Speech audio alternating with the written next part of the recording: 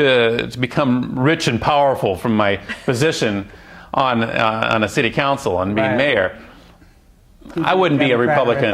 I mean, I would be a Republican or a Democrat. I mean, that's what you do. And as a Libertarian, I don't think that they're going to do that. I mean, they would try to fill you out a little bit to see what you're going to do, but an actual coming out and saying, hey, look, we'll do this for you, for that. No, I mean, I did have it happen one time with a trash contractor who did want to meet with me, and he kind of wanted to know what I wanted, but I didn't initiate anything. And of course, I had the FBI a couple tables over recording the whole thing, but he didn't initiate the payment, right? Yeah. So, how does you've talked a lot about how government works. You talk a little bit more about that. I mean, this is really interesting. Seeing the internal workings of a local city.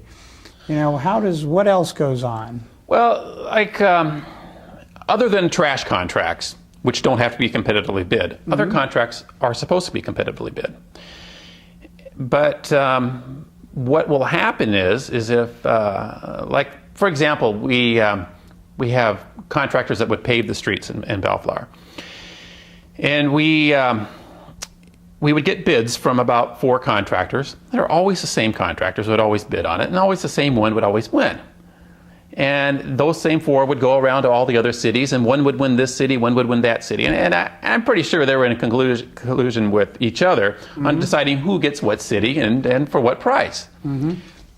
Well, one time, this one contractor came in. It was a Hispanic lady that was a subcontractor to the good old boys. And she was doing she was basically doing the work for these guys. With her subcontract. They were doing the contracts, they were making the profit, and then paying her to do the work. Right. So she was very well qualified to do the work, and she went out there and bid on a job in Bellflower. This is before I had the majority of the council. And so our staff was instructed to go out to the city of Tustin, to go out there and find some shoddy workmanship that this company was doing. And so they went out there and they took pictures. She came out to the city council. It was a quasi-judicial proceeding to determine that she was a unqualified bidder for this contract. Because, I forgot to tell you, she was by far the lowest bidder. Right. She was way under all the good old boys because, she wasn't paying the bribes to the city council to get the contract, so she could underbid them by far. And so in this quasi-judicial hearing that we had, I found out that the night before our city staff was assigned to go out there to take pictures of her shoddy workmanship, somebody had took chunks of concrete and put that into her gravel mix.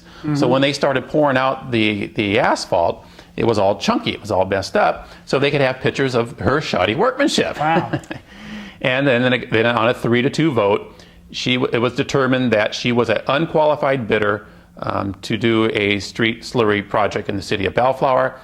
And every time that she ever tried to get a contract with any other city, the good old boys would say, look, Bellflower has already determined that she is an unqualified bidder. She can't do the work.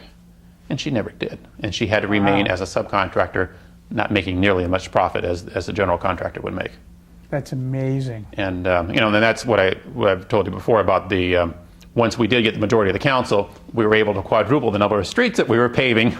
That's one of the big reasons, because we would actually go to low bidders instead of just the good old boys that were given the bribes. There's a moral argument against corruption, and there's more of a consequentialist argument against corruption, that it often costs more. But honestly, when you look back at it, were there ever situations where, in Bellflower, there are certain things that may have used corruption, but it ran efficiently, and you probably changing it may have even cost you more ultimately than leaving it be? Absolutely not. There is no case at all where a competitive bidding process will not work better than just giving those lucrative contracts to certain people. It always costs you more money, always, to hand out those contracts than to competitively bid it. I have a background in contracts, and and I know you sometimes it may be a little bit more work for staff to actually write a tight contract. you can just kind of write a loose one, and then if they don't come in with the right words or something like that, you give it to another contractor or something. But if you write a tight contract and you've got penalties and incentives for performance, that's what you're going to get. You're going to get the best work for the lowest price, and there is no case at all where a competitive bidding resulted in a non-quality work. How do you think this pans out in larger cities like New York and Los Angeles? Do you have any ideas about things that may be going on on a larger scale in other huge metropolises? Well, yeah, sure. It's the same theory of what goes on here, and it doesn't matter if it's a large city, a state, or the federal government. This is the way that things are done. That you simply people that want the business work with the people that are in the government. Boeing just got nailed just recently. I don't know if you remember about that. One of the contractors for the Defense Department was offered a job to work at Boeing, and the reason is because she steered a contract into Boeing to lease those tankers, and it was a conversion of the 777 tanker to replace the KC-10s. So as a government employee, she was able to do that, and her incentive was, of course, that she was going to have this big seven-figure job over at Boeing when she retired from the Defense Department, which she did. She got the job, but some of the emails came out and on how the CEO of Boeing was working with her on manipulating this contract. Yeah, on every level, that's the way it works. When you give the authority to the government to handle all this money, that people are going to figure out a way to manipulate the system and make it work for their benefit. And whether it's local, state, or federal, it's the same theory. One of the most famous cases is the Enron case. Everyone out there has heard about it, and the press didn't really cover it very well. But what happened with Enron is they were one of 5 contractors given a monopoly to sell electricity into the grid in California.